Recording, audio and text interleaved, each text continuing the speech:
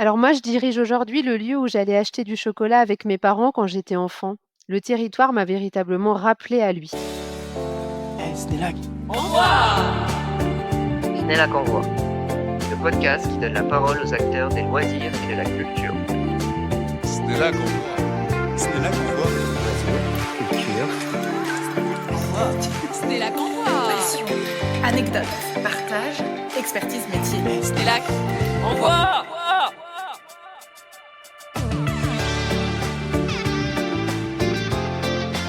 Lourd. Ah bon? Du vrai. Ah ouais.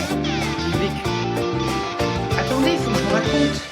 Il y a des histoires de chocolat, de territoire et d'engagement. Aurélie Roure n'a pas toujours travaillé dans le tourisme. D'abord dans les cosmétiques chez Yves Rocher, puis chez l'Occitane, elle a fait un choix de cœur. Revenir dans son Ardèche natale, là où elle sentait enfant les effluves de cacao. Aujourd'hui, elle dirige la Cité du chocolat Valrhona, un lieu unique à la croisée de la pédagogie, du goût et de la transmission. Dans cet épisode, elle nous parle de son ancrage territorial, de tourisme durable, de label et de l'importance de se sentir légitime, même quand on est plus petit que les autres. On pensait qu'on était trop petit pour le Snellac et on a découvert qu'on avait en fait exactement les mêmes enjeux. Une voix lucide, inspirante et profondément tournée vers l'avenir. Bienvenue Aurélie Roure dans le podcast Snellak Envoie. Eh, Snellak. Bonjour Aurélie. Alors tu as travaillé près de 10 ans dans les cosmétiques avant de revenir dans la Drôme Ardèche, à 2 pas de l'endroit où tu allais chercher du chocolat avec tes parents. Qu'est-ce qui t'a donné envie de revenir ici? Moi, j'ai effectivement, Mirabel, j'ai grandi en Ardèche, j'ai fait mes études à Lyon, j'ai vécu en Allemagne, en Suisse et puis à Paris. Et après la naissance de mes 2 premiers enfants qui sont très rapprochés, j'ai ressenti un appel hyper fort. C'était celui de la nature, de la simplicité et puis très honnêtement du besoin d'un soutien familial. Donc j'ai vécu un retour aux sources, qui correspond à un choix de vie qui est aligné avec mes valeurs. Ce qui est beau, c'est que j'ai eu la sensation que ce territoire, il m'a rappelé à lui d'une certaine manière. Aujourd'hui, je dirige le lieu où j'achetais du chocolat quand j'étais petite avec mes parents pour préparer Pâques et Noël. C'est une véritable, boucle qui s'est fermée, mais aussi un nouveau chapitre qui s'est ouvert pour moi. Et passer du marketing cosmétique à Valrhona, puis à la direction de ce site touristique, c'est clairement un vrai virage professionnel pour toi. Qu'est-ce qui t'a le plus surprise dans ce nouveau métier finalement? Alors ce qui m'a tout de suite frappée, c'est, d'être connectée directement au public tous les jours. Tous les jours, il y a des gens qui choisissent de venir visiter, la Cité du chocolat, de vivre une expérience chez nous et on a la responsabilité de leur offrir du plaisir, de la découverte, du sens. C'est une responsabilité très concrète et très quotidienne. Et puis, ce qui m'a frappée, c'est aussi le temps court. Dans le marketing produit dont je viens et dans lequel j'ai travaillé longtemps, on travaille sur des cycles longs, parfois des rétro-plannings de 24 mois. Ici, une idée, elle peut devenir réalité en quelques semaines. On a une discussion en réunion équipe à propos d'une nouvelle animation, d'un dessert, d'une expo et un mois plus tard, je vois ça prendre vie. C'est hyper stimulant. Est-ce que le souvenir que tu as justement de toi petite qui allait acheter du chocolat à la Cité du chocolat avec tes parents t'aide dans ta mission actuelle justement à la Cité du chocolat? Ouais, en fait, moi, je me projette parce que j'ai été une enfant ici. Aujourd'hui, j'y emmène aussi encore, ma famille, mes proches, mes parents, donc je vois toujours la Cité du chocolat dans les yeux d'un visiteur et en fait, il faut jamais, arrêter de voir le site qu'on dirige ou dans lequel on travaille avec les yeux de celui qui vient pour la première fois ou de celui qui revient souvent et pour moi, c'est une vraie nécessité de j'allais dire de perfection, mais c'est pas le cas, mais c'est une vraie exigence de regarder la cité toujours avec ces yeux de visiteur-là. Et est-ce que ces yeux de visiteur et cette âme d'enfant et cette histoire que tu nous racontes, est-ce que toi, ça t'aide aussi à incarner un peu plus, la Cité du chocolat versus les autres marques dans lesquelles tu as pu travailler? Parce qu'on te voit, sur certains formats, sur les réseaux sociaux ou autres, quand même, tu es présente. Ouais. Est-ce que c'est quelque chose qui a un rapport avec ton histoire et avec le site, que tu diriges aujourd'hui? Alors le fait d'avoir grandi ici, c'est évident que c'est une immense force. C'est une immense force parce que je connais, très bien ce territoire, je connais ceux qui le font, je connais ce qu'ils racontent et ça me rend très légitime. Par rapport à mes expériences précédentes, pour être complètement honnête, il y a aucune des marques que j'avais choisies, qui était par hasard. sans faire, de pub pour, mes anciens employeurs, mais j'avais choisi la maison Yves Rocher parce que c'était la cosmétique que je voyais dans l'armoire de ma grand-mère et que je m'étais dit que c'était, un monsieur qui s'était dit qu'il allait rendre la beauté accessible à toutes les femmes et ça, quand j'étais petite, ça m'avait vraiment touchée et pour le groupe L'Occitane, je travaillais chez Melvita, donc j'avais déjà commencé à replanter mes racines en Ardèche, exactement à la Gorse. Donc dans mon histoire de vie professionnelle, il y a cette connexion au sens et en tout cas à ce que ça touche de profond en moi, ça a toujours été là et chez Valrhona, c'est très fort parce que cette vallée du Rhône, ce territoire drôme-ardèche, c'est mon territoire de cœur. Esnelag. Au revoir. Donc si on en revient à la Cité du chocolat, donc la Cité du chocolat, c'est un musée, une école de pâtisserie, un resto, une boutique. Qu'est-ce que tu aimes le plus dans cette diversité de formats et aussi de public? Bah, ce que j'aime, c'est vraiment ça, c'est qu'il y a beaucoup de choses. C'est une grosse richesse opérationnelle et humaine. Donc il y a pas beaucoup de jours qui se ressemblent. Moi, dans les personnes que j'ai la chance de manager, il y a des gens très différents, des guides conférenciers, des chefs pâtissiers, des cuisiniers, des cadres, marketing, communication, des vendeurs. Mon rôle, de manière, très transparente, c'est pas d'être experte de tout et j'en aurais jamais la prétention. Par contre, mon rôle, c'est de décider vite et en conscience. Je dis toujours: «Il y a rarement des bonnes décisions dans la vie professionnelle, il y a que des décisions». Et l'idée, c'est de décider, de m'appuyer sur les talents de mes collaborateurs et collaboratrices et d'être là derrière, d'être là pour eux, d'assumer ensemble les décisions. Chaque jour, est différent et il y a pas grand-chose qui se fait à la Cité du chocolat qui se fait tout seul. En fait, il y a rien qui se fait tout seul parce que toutes les activités sont liées entre elles, parce que, les activités dites back office, elles viennent au soutien des activités qui ont le public en face d'elles. Donc c'est un peu, tarte à la crème de dire que c'est une aventure collective, mais en vrai, c'est une aventure collective tous les jours. Et d'ailleurs, en préparant cet épisode, tu nous as parlé de la partie tourisme régénératif et au-delà de la mode, et du mot, on va dire. Comment tu traduis concrètement cette ambition à la cité, toi qui dis que tu as besoin aussi de partager des valeurs dans le site que tu diriges ou dans la marque dans laquelle tu travailles? Ce qui est, intéressant, c'est de se rendre compte qu'effectivement, le mot régénératif, il commence à être très à la mode. Il est dans l'air du temps. Il est régulièrement mal compris ou un peu galvaudé et pour autant, moi, j'ai la sensation que quand on le comprend bien, il est porteur d'une vraie transformation et d'une nouvelle paire de lunettes sur le monde. Pendant hyper longtemps et notamment, avec l'essor de la RSE, on a pensé qu'il allait suffire de réduire nos impacts. Nos impacts, baisser les quantités d'énergie, baisser, l'empreinte carbone, préserver la biodiversité. Aujourd'hui, on voit qu'il y a une accélération des phénomènes climatiques et du dérèglement, donc on se rend bien compte qu'il faut aller plus loin. Moi, la question que je pose, à laquelle j'ai pas de réponse toute faite, hein, c'est comment est-ce que, le tourisme va pouvoir, renforcer la vitalité des systèmes vivants, humains et non humains avec lesquels on est en lien? Qu'est-ce qui fait que, un visiteur, quand il va passer, dans un territoire, dans un site, il va, plus apporter à cet endroit-là qu'il ne va lui prendre? C'est des questions hyper compliquées et en même temps hyper nécessaires. Au point de vue humain, moi, la question, ça va être aussi par rapport à ce qu'on évoquait par rapport à mes équipes, c'est comment est-ce que je favorise toujours leur autonomie, leur adaptabilité? Comment est-ce que je crée les conditions de leur épanouissement? Et au global, un tourisme régénératif, c'est un tourisme qui crée plus de valeur au sens large, financière et extra-financière, ensemble pour le territoire, pour la structure et humblement pour le monde, humblement. Concrètement, pour, les visiteurs, comment ça se traduit?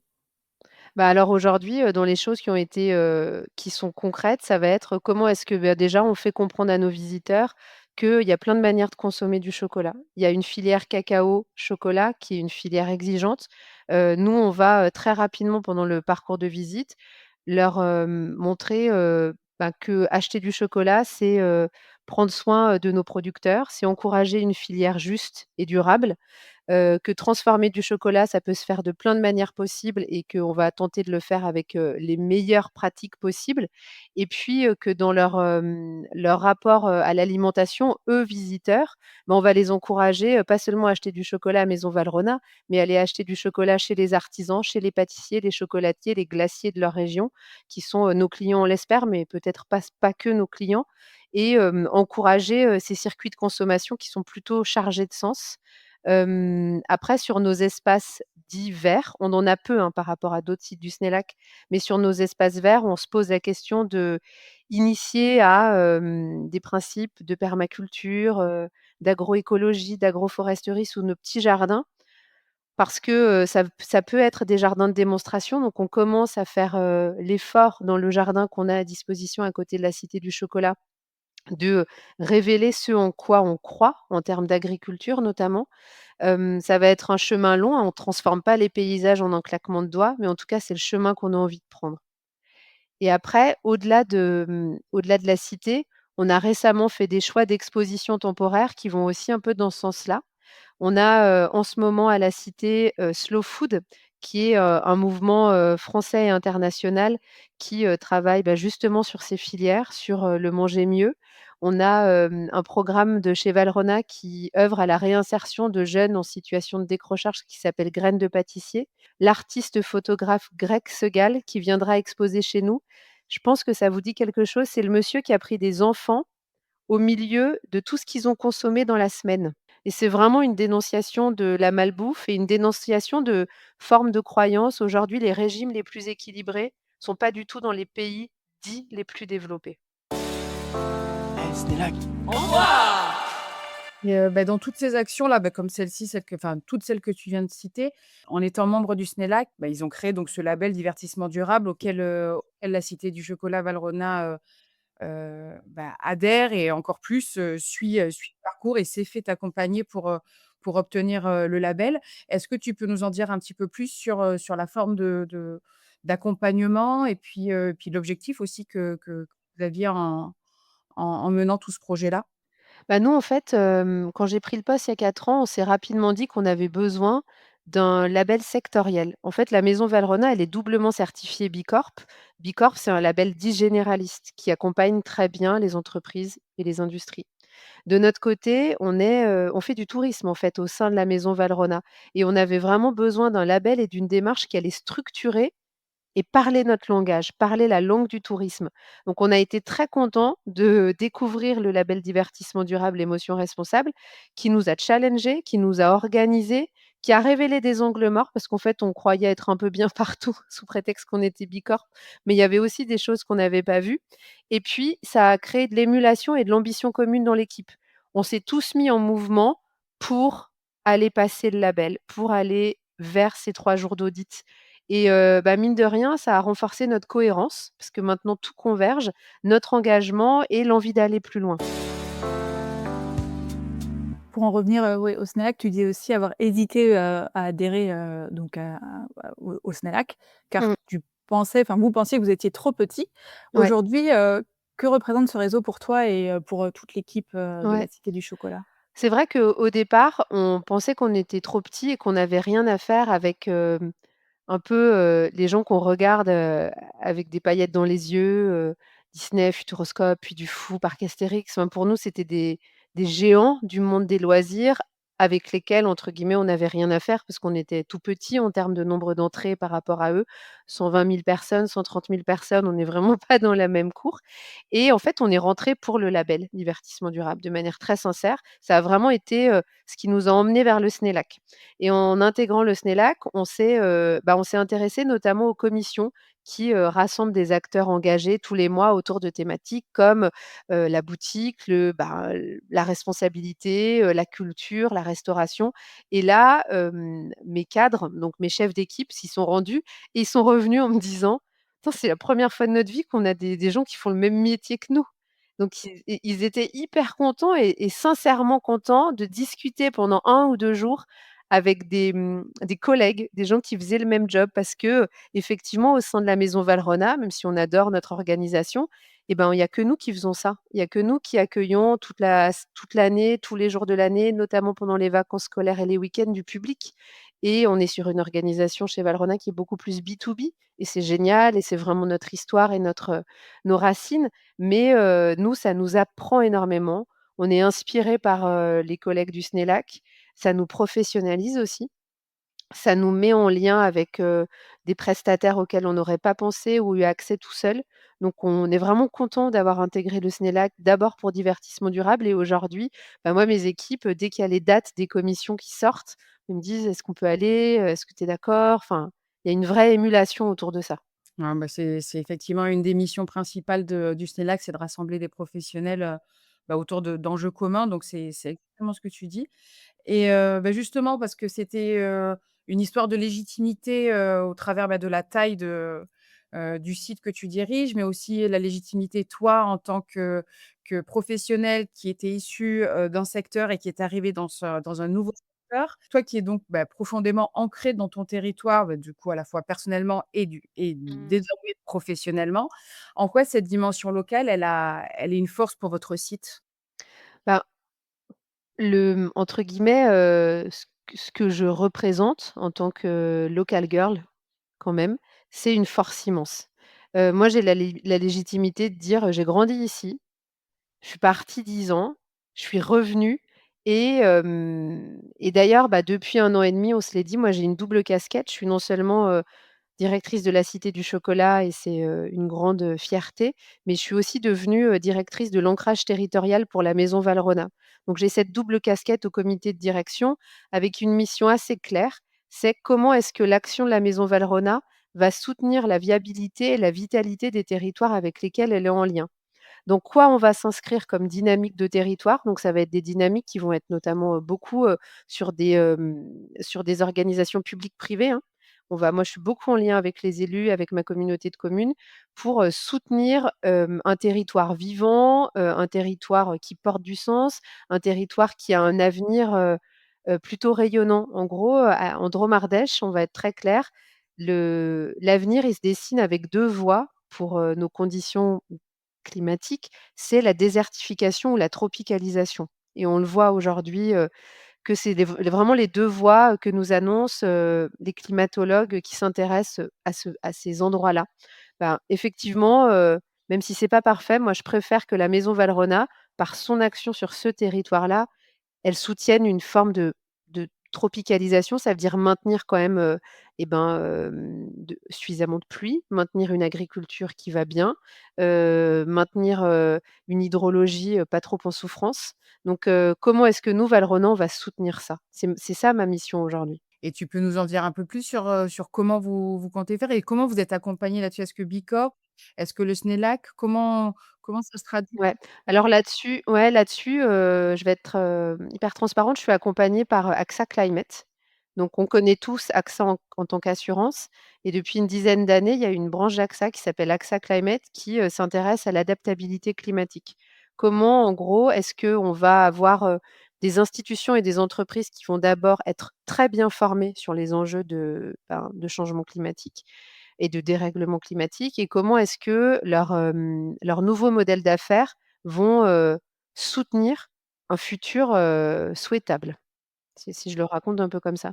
Donc bah, moi j'ai pris mon bâton de pèlerin il y a 1 an et demi avec AXA et je vais vous le dire, un peu, avec, des mots très simples. On a été interviewé 50 parties prenantes territoriales.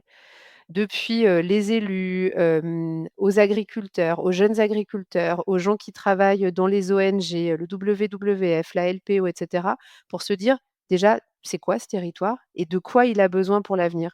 Et ce territoire dromardèche, clairement, il a besoin, de travail sur l'hydrologie. On a un gros problème de stress hydrique, et on aura, comme plein de départements, mais un gros problème, dans les années à venir et on a besoin de transformer nos pratiques agricoles. Donc comment est-ce que nous, on peut, soutenir, accompagner, créer des lieux totems, des lieux de transmission où ces nouvelles pratiques agricoles, où l'hydrologie dite régénérative va être transmise aux futures générations, de paysans, d'acteurs territoriaux. Et moi ce que j'ai compris avec, mes ressources d'Axa Climate, c'est aussi que réfléchir à l'échelle de la parcelle, parce qu'en fait on travaille tous sur des parcelles, nous les sites de loisirs, c'est insuffisant. Il faut remonter à l'échelle d'un bassin versant. L'échelle d'un bassin versant, c'est en gros ma parcelle, elle est connectée. C'est quoi la rivière la plus proche? Elle démarre où? Elle se finit où?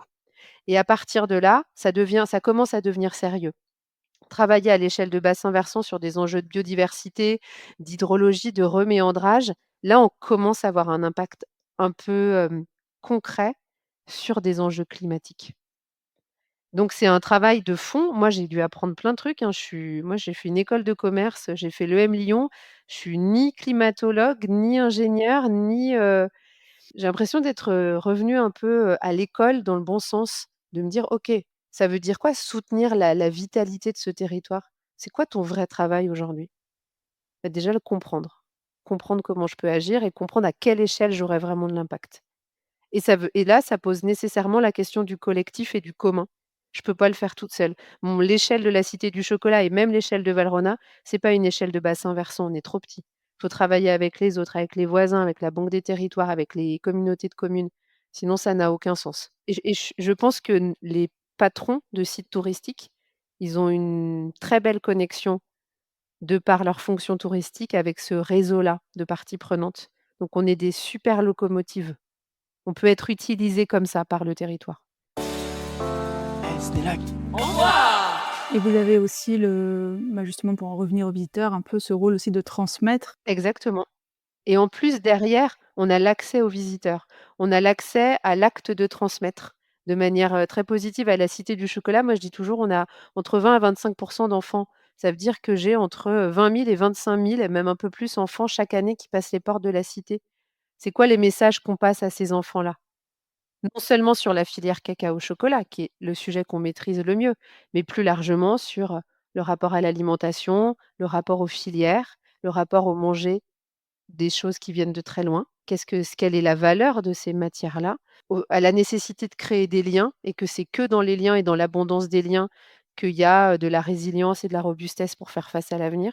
Donc c'est un peu tous ces messages qu'il faut faire passer, tranquillement sur un parcours sans être, boring quoi, mais quand même c'est le travail, à mes yeux. Ni donneur de leçons, c'est aussi Exactement. Ah bah non, parce qu'en plus il faut être exemplaire tout en étant, certain qu'on n'est pas parfait. Bien conscient de ça tous les jours. Et comme tu disais, tu es pas climatologue, donc ça te permet aussi peut-être de réussir à trouver les mots pour, bien pouvoir transmettre les valeurs que tu apprends toi-même. Ouais. Bah, en fait, il y a une nécessaire vulgarisation des données qu'on reçoit. Les données, auxquelles nous donne accès, Axaclamet, c'est des données de scientifiques, c'est des données techniques et ensuite il faut en faire quelque chose de compréhensible pour, transmettre, pour engager, pour, rassembler autour de nous. Comme on se dit, bah, les projets de territoire, et les projets touristiques en général, hein, c'est des projets du collectif. Donc il faut faire passer ces messages avec beaucoup d'humilité et avec beaucoup de pédagogie aussi. Comment, vois-tu l'évolution du tourisme dans les années à venir? Pour moi, l'avenir du tourisme, comme on se le disait, c'est nécessairement une aventure collective où chaque site, chaque équipe, chaque communauté, chaque territoire doit se poser la question de comment je vais contribuer à régénérer le vivant. Je vais pas régénérer le vivant tout seul, mais comment je vais contribuer à ça, à recréer du sens et des liens. Moi, je crois beaucoup à l'abondance des liens et à faire émerger des nouvelles richesses. Et ça vient réinterroger, c'est quoi la richesse? Donc ça pose la question du financier et de l'extra-financier. Donc cet avenir du tourisme, c'est probablement une nouvelle paire de lunettes ou en tout cas une paire de lunettes qui s'élargit. Moi, je crois qu'il faut élargir, le regard qu'on pose sur, notamment la performance. même si vous êtes Même petit. si on est petit, en fait, tant mieux si on est petit. Moi, être petit, ça m'autorise beaucoup de choses. Être petit, ça m'autorise une grande liberté de parole aussi et c'est dans les lieux et les liens, les plus intimes, les plus enracinés qu'on va vraiment, nourrir et faire naître les grandes transformations. Donc moi, je suis contente de gérer un petit site qui, à mes yeux, est un grand site d'ailleurs. Mais je me dis que c'est là, qu'on a le terroir pour, de l'expérimentation et des postures pionnières. Chez Valrhona, on est petit aussi et c'est ce qui nous permet d'être pionniers.